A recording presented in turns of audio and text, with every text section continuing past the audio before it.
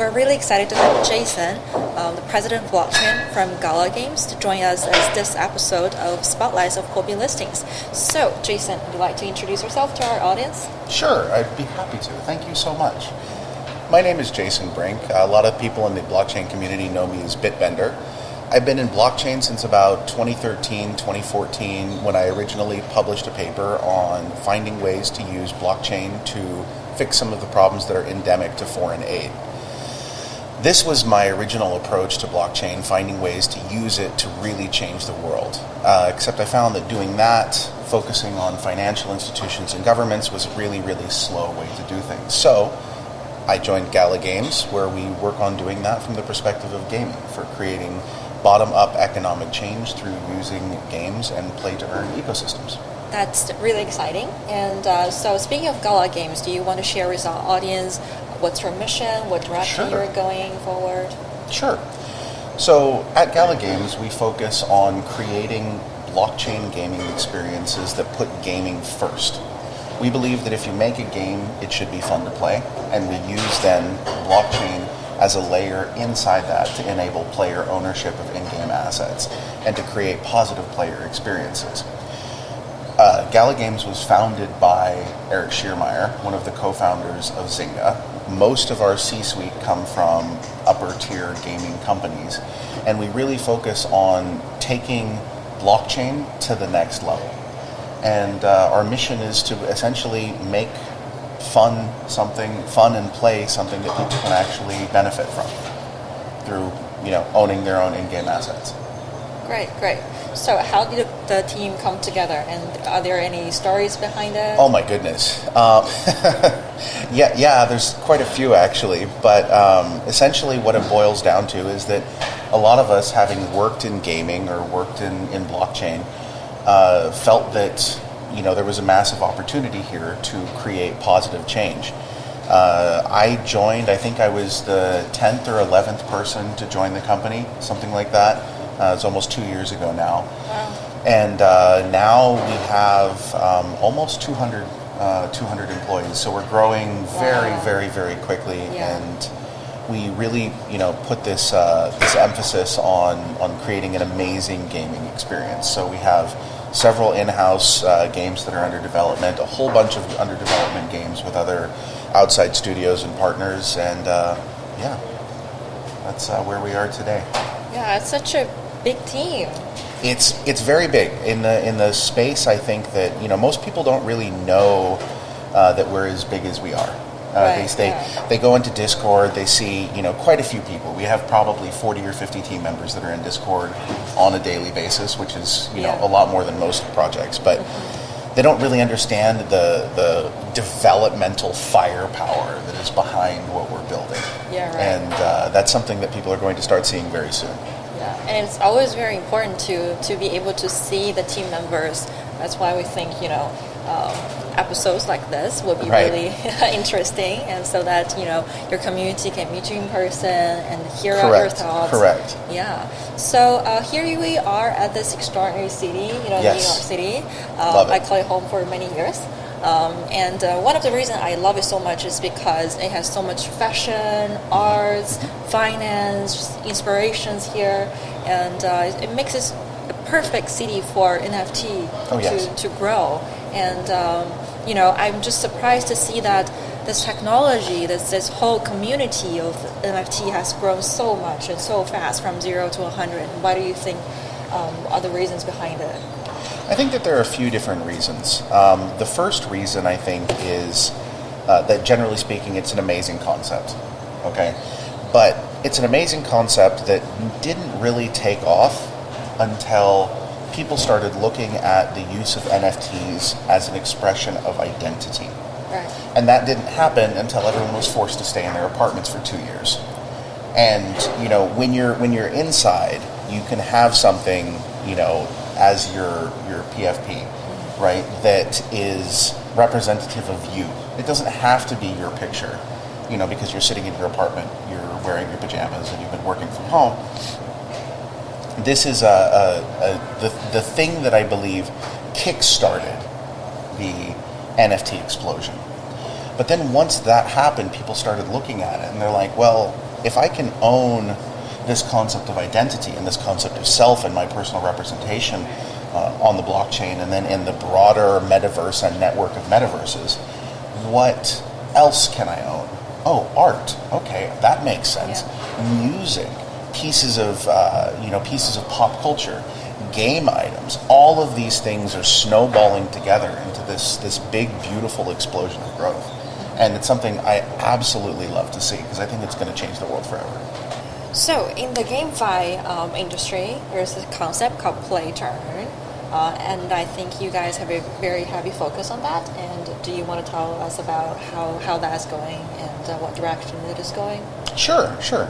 I see play to earn as really honestly being the next great evolutionary leap in gaming.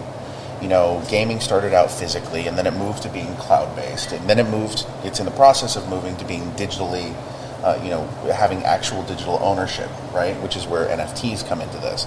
But I think that the next step after the concept of ownership is, okay, now I own this thing, what can I do with it? And so we've spent a lot of time, a tremendous amount of time and energy on building play-to-earn ecosystems that are actually sustainable in the long run. And one of the things that we do to focus on this is we focus on making the play-to-earn experience basically bridge the gap between the people who want to and can purchase NFTs and the people who want to play but cannot purchase NFTs. And so by creating an ecosystem that connects them in a frictionless manner so that if you are able to buy an NFT, like I don't have time to play games, unfortunately. I wish I did. I used to when I was younger, but I haven't played a game in months. But I could buy an NFT. Right. And then I can put that into our system, and it will allow somebody who wants to play but maybe can't purchase an NFT to come in and use it. And then there's potential earnings within the game. You know, for example, within Townstar right now, you complete a daily challenge and you earn Town, okay, which is the native cryptocurrency for Townstar. You can do that with NFTs, but if you don't have time to do that, you just configure the NFT so that somebody else can use it, and then there's a potential split there where everybody wins. The game wins because people are playing. I win because somebody else is using my NFT. They win because there's an NFT for them to use, and it's this beautiful frictionless system where I don't have to know them. I don't have to, sign up or agree to let them use it. It creates this beautiful flow between player and NFT owner and game developer. This is what we're working on building. Well, that sounds really amazing. And I think it's a different approach. Yeah, it's a great way to incentivize all of the different players in a community. So, do you want to talk about different utility of the Gala token? Sure. How has the community and token holders been responding to this? Sure. So the true utility of the Gala token is just now beginning to be revealed. Okay, it has always been sort of the central token of our ecosystem, but it's always been the central token of our ecosystem. But rather, in the past, you could use it to buy things. You could purchase NFTs with it. You could purchase nodes with it and things like that. But what you're able to do with it now is you're able to take it and stake it within the ecosystem. Now, as you lock it within the ecosystem, it opens up the ability for you to set up certain NFTs for earning potential. So what you're trying to do is you bring Gala in and you're trying to get a certain amount of Gala power. Each Gala power level that you build up allows you to put one NFT into the pool for usage by other community members.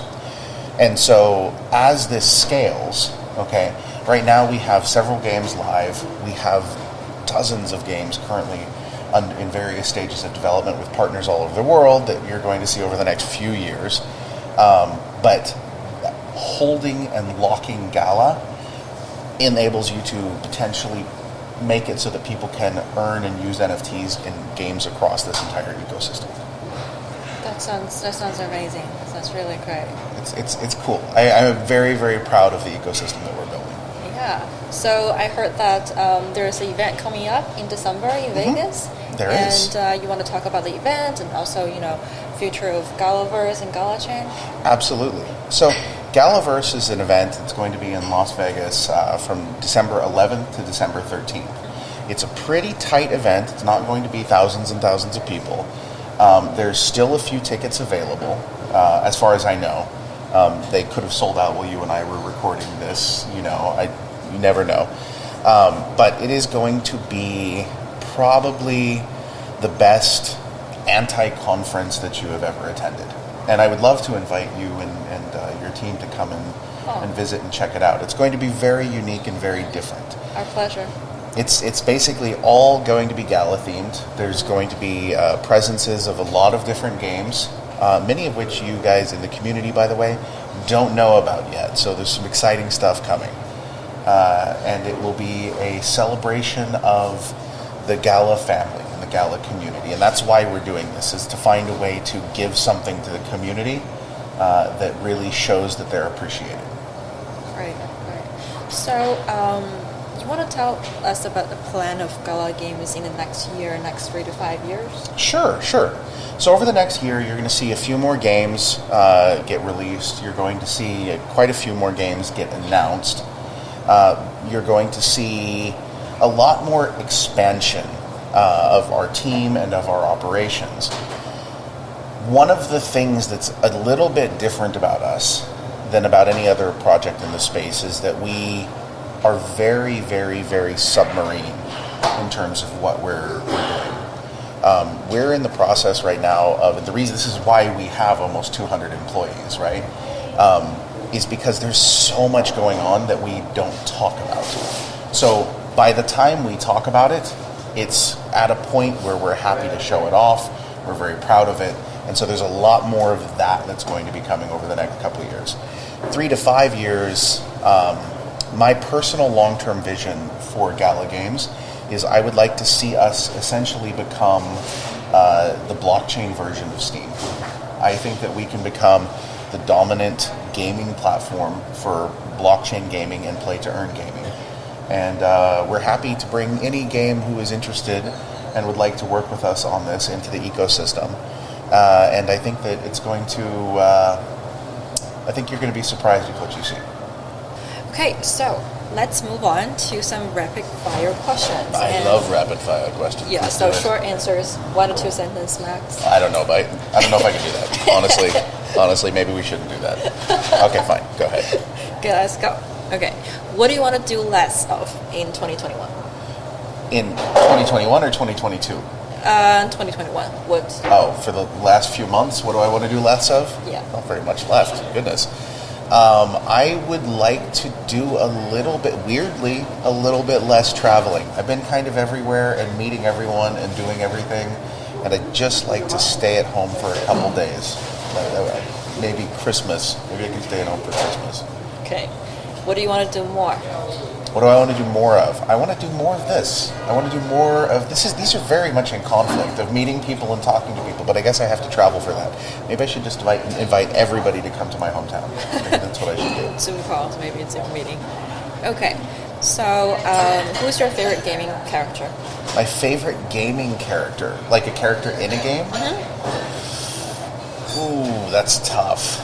I would probably say the Courier from Fallout New Vegas. Totally awesome character. Begins the game getting shot in the head by a crazy person, and goes through and is an awesome character to play. That, or maybe Barrett from Final Fantasy VII. So, what's your favorite game? That's a really tough question. I really loved the Fallout series. I loved the Final Fantasy series. Final Fantasy VII is probably one of my all-time favorite games. But, oh my god, beyond that, I also spent a lot of time playing Townstar. Since we clicked on Play to Earn for Townstar, I spent a lot of time doing that. Okay. Punk or Ape? Why do you have to do this to me? Wait, they're gonna get angry. Someone's gonna get angry. They're gonna chase me. I have an ape poster over there. I've been to several Bored Ape Yacht Club events. I feel that there's vastly different communities there, but I think that both of them The punks are just like punks. This is what it is. It's punks. Get over it. Nothing else. Apes, they're bringing a lot of utility to it. You know what? I'm going to mix it up. Party degens and Vox. Not punks, not apes. Party degens and Vox. Okay, it's smart. Okay, how can people reach to you if they want to work with you? For me, the easiest way to reach out to me is probably Twitter.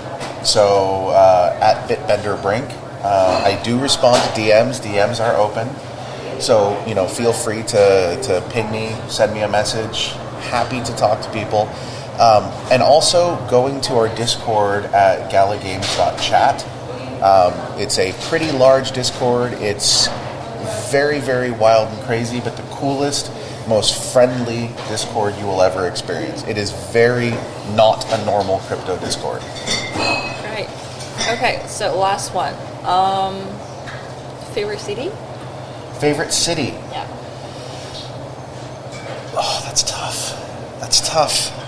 There's so many cities that I love. Yeah, I mean, we fly everywhere. I know, right? I mean, I part of me wants to say Seoul because I love Seoul. I really enjoyed all of the time that I've spent in Seoul. I also spent a lot of time in Bangkok. I think is a very, very cool city. Singapore is really cool. Little bit too polished and security camera, for my taste. A little bit 1984 going on there. So you're a crazy fan of Asia. I do enjoy Asia. I lived in Southeast Asia for 10 years. Oh wow. So, and then of course while I was there, it's really easy. If you live in the United States, it's very hard to go anywhere. Because any flight is like a 6-7 hour flight to go to Europe or Asia minimum, right? But if you live in Asia, you can explore the entirety of Asia in just these quick little flights all over the place. Yeah. Favorite city though? Gosh, that's tough. I really like Vancouver. Okay. Vancouver is good. Oh. Okay. All right. So, yeah, this is fun. And thank you so much for joining us. Thank you very much for having me. I appreciate it. Yeah, we should do this more. We will do this more. Thank you so much for joining us today. To learn more about Gala Game or special guest Jason, make sure to check him out via Twitter, @BitbenderBrink. Thank you so much and stay tuned for more spotlights on Huobi listings.